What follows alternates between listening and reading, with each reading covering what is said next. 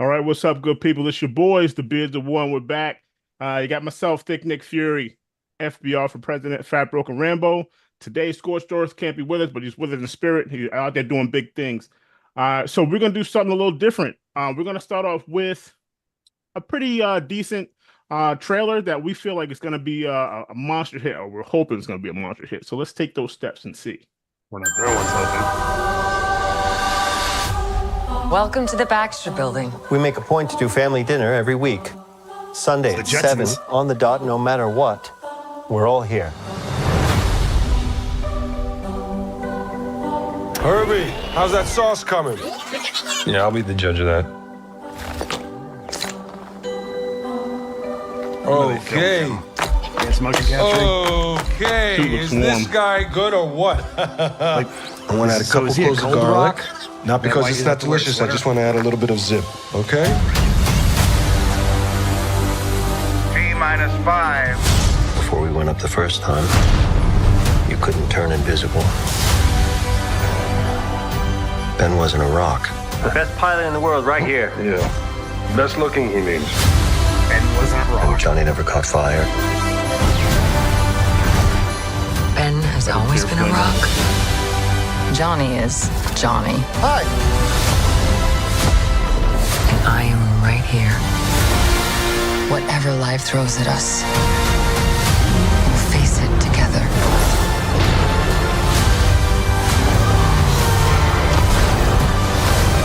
Change that tire quick. There you go. Oh shit, John Malkovich. As a family.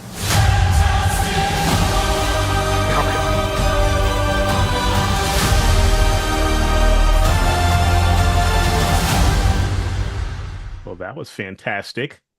So the music told us. Yeah, man. So hey, Jetson's turning into a superhero. Super excited. It's 100% going to be better than the early 2000 Fox versions. Hopefully, at least the set design. I'll give them that much, man. I'm interested to check it out just to see where they go because they took a chance and they set it back. I think it's going to be in the 60s.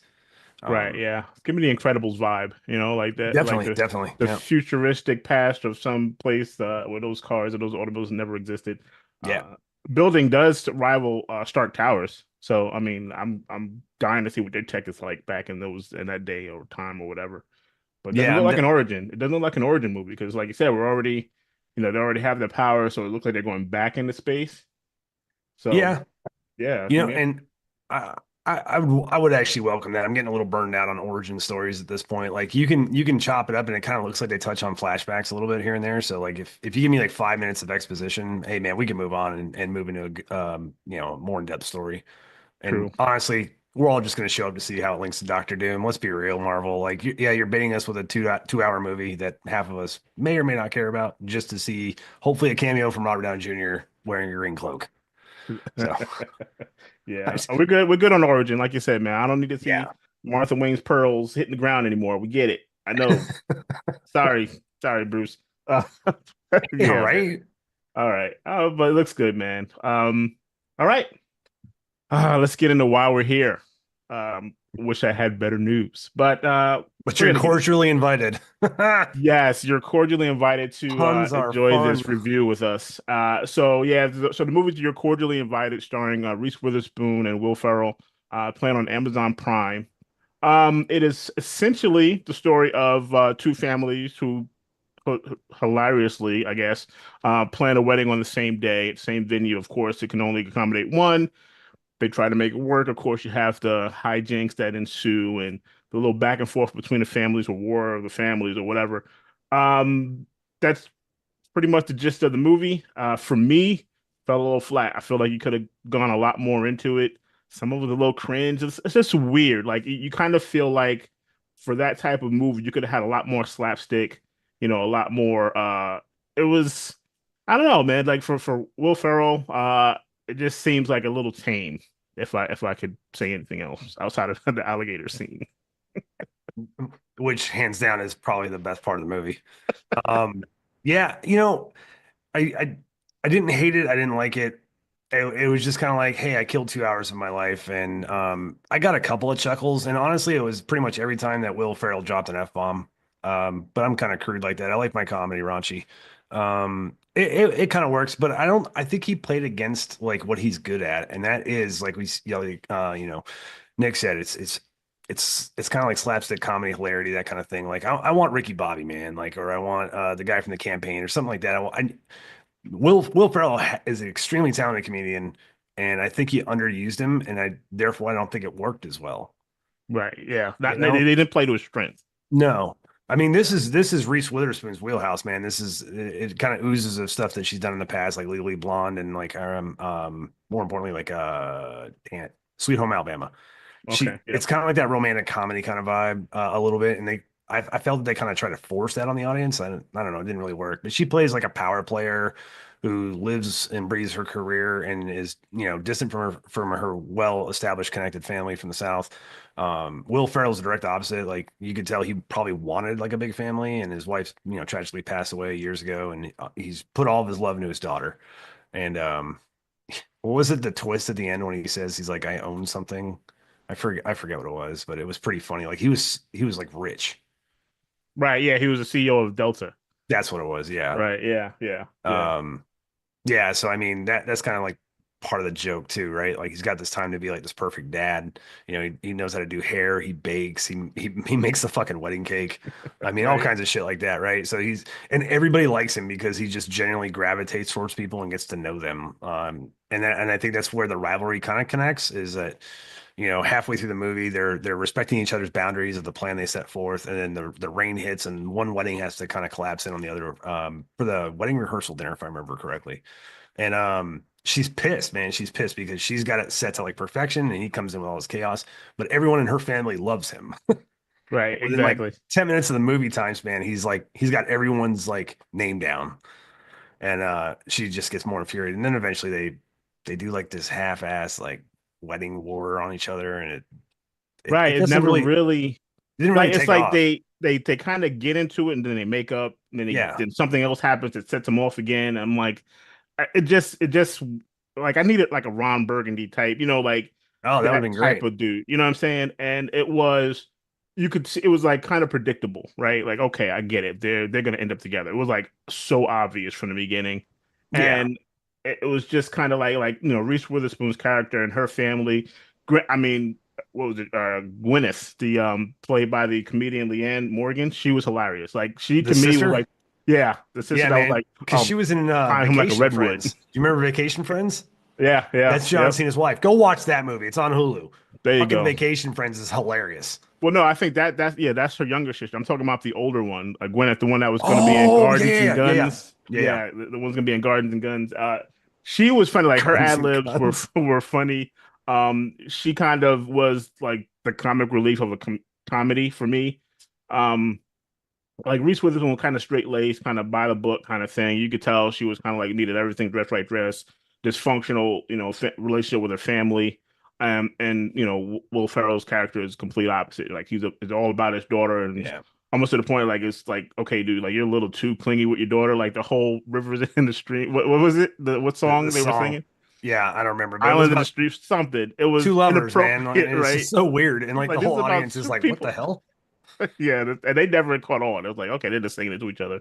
But it just it was kind of choppy, Yeah. it went from like one thing to the next and nothing really flowed. Like you really didn't get the whole like, okay, are we gonna be like War of the Roses type thing, or is it gonna be, like, oh well, things are pretty much going well, but with a couple of hiccups here and there. And it just I don't know, the alligator scene came out of left field. Like she walks in, he's already on the bed with the alligator that he wrestled and somehow got into the bed. And that was like the slapstick that we needed throughout the movie, but they just kind of threw it in there in one particular scene. I'm like, where's this been the entire time? Yeah, I guess like, and that was the scene that actually kind of sold me on the trailer. It was, hey, I'll take full responsibility. It was my plan to pitch this to the guys, so they watched it on, on my recommendation. So sorry, We've all sorry. taken those bullets, bro, so Um, it's fine. but I will say, like, I was looking for more of like a Will Ferrell from like Step Brothers, man. Like, fuck you, Right. Dale, fuck you. That kind of like that Right. Will Ferrell type energy would have been absolutely awesome to see on display in this movie, and then especially to see someone like who's kind of like reserved in her acting, like Reese Witherspoon, to kind of come in and give him back the the business end of the deal. That would have been really funny to see, man. I just think it was kind of a missed opportunity. Like I said, I didn't love it and I didn't hate it. It's just kind of like, Right. Yeah. Yeah. Exactly. It was like, like, okay, I saw it. I'm not like extremely upset that I wasted time. I didn't want to fast forward through the movie or anything like that, but it was just kind of like, okay, well, and it's that's fair. why I'm It's fair. excited. It's a fair move. Streaming films lately have just been.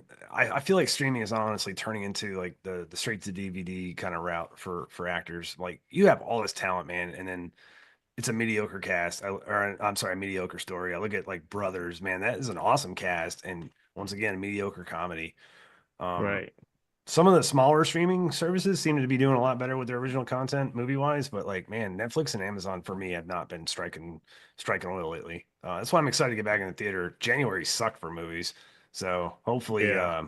I'm feeling good about February, man. And if worst case scenario, we got Yellow Jacket season 3 right around the There corner. you So go. We're next ready. Friday, Let's go.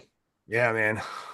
All right. So I don't know, man. I don't know. I don't know if I need to dig into this anymore. I think I we don't need to think get so, into man. our recommendations, Yeah, man. let's talk about some good shit. Let's go. What you All got? right. So, hey, man, classic movie, 20 years old now, and that just broke my soul when I looked that up. The Wedding Don't never Crashers, look up the date. 2005, man. Luke Wilson and Vince Vaughn, absolutely hilarious movie. Like two guys that are, I think they're like mediators, and they basically crash weddings to pick up women, and they end up hooking up with like Rachel McAdams' family with a very young and asshole like Bradley Cooper. Head of the household is Chris Walken, and it's just a phenomenal film. Will Ferrell has an absolutely glorious fucking cameo in this movie, and I don't want to ruin it in case you haven't seen it. Like this movie's rated R for nudity and language. Just go in there and just enjoy it, man. It's a don't take it seriously. It's a comedy. It's supposed to make you laugh. It's supposed to be raunchy. Like just go check it out, man. If you wanted more out of You're Cordially Invited, you'll get it from Wedding Crashers, and you'll see the kind of Will Ferrell energy that I'm talking about that was needed for this film. So Absolutely. check it out, dude. Absolutely fucking Absolutely. hilarious film. It is. That is a great one, man. Good pick. All right, man. So my pick's a little more recent. Again, if you want that wedding day vibe, where things go wrong, check out Mike and Dave Need Wedding Dates. Yeah. Hilarious movie, like raunchy, like little, like the slapstick type stuff we're talking about. This is starring Adam Devine, Zac Efron. You got Aubrey Plaza, Anna Yeah. Kendrick. Great movie. Like it's basically two brothers who find out their sister's having a wedding, I think a destination wedding in Hawaii or something like that. Yeah. So they need dates. They need like good dates. So they go on Craigslist or something like that to try to find dates. And they find these party girls. And it just, you can kind of tell where it's going to go from there. One of those types of movies that, you know, it's like, oh, something happens to the bride. Like she gets her face messed up, and like she goes to the spa. She gets like rashes. Like everything that can go wrong does go wrong. That kind of thing. So if you want that kind of a wedding comedy movie, I would definitely say Mike and Dave Need Wedding Dates is a good one to watch. That you're playing right now on HBO Max if you want to check that out. But that was my pick for this type of genre if you're into that type of wedding comedy. Also a solid pick and 10 times better than what we watched. Yeah, Father Bride, Steve Martin, like wherever Wedding you want to go with it. Wedding Singer's classic, man. Oh man, yeah, absolutely. Adam Sandler. Yeah, Drew Barrymore. Yep. Mm-hmm. Yes, Billy. I think Scorched Earth would approve of that, considering it's set in the '80s. So, right, yeah, can't lose. Shout out to you, brother. Thanks for defending our freedom. All right, man. So I'm just gonna go into our poll results. So we did a poll, yeah, man. And it was best quote part one, because we know there's plenty of movies where we can choose from, and we actually have a tie for the top two. So the choices were "I'll Be Back," Terminator. You had "I've Come Here to Chew Gum and Kick Ass, and I'm All Out of Bubble Gum." Roddy Piper from They Live. You had "Do You Feel Lucky, Punk?" Come on, we all know Dirty Harry. And then You're Gonna Need a Bigger Boat and Jaws. So the winner, tied for first place, was "I'll Be Back," and "I've Come to Chew Bubblegum and Kick Ass, and I'm All Out of Bubblegum." So those are the top two winners. We'll do another poll another time. But again, if you guys have some suggestions, please let us know. Leave it in the comments. Notify us, man. We try to be interactive with people. Like I said, we're retired vets here. We love to share our love of movies and shows with you guys, even from the old stuff to the new stuff and everything in between. So we enjoy doing this. We enjoy bringing this to you. We're excited to get on here every week. And we're looking forward to what's coming out next. We're looking forward to some movies that are coming out. We're looking forward to maybe some hidden gems. Sometimes you'll just go on Tubi, right? And Tubi, you'll man. find one. Like, it happens. It's not like, oh man, it's got to be a big production or some huge movie that made tons of money in the box office, but just something that kind of hits Disorderlies. you and it's a good movie and you want to check it out. So let us know what you guys think. Yeah, there's definitely some hidden gems on Tubi, man. I turned on the Disorderlies the other day with the Fat Boys, and I was like, man, I went back to my childhood. That shit was crazy. Oh yeah, Disorderlies. Oh my Oh.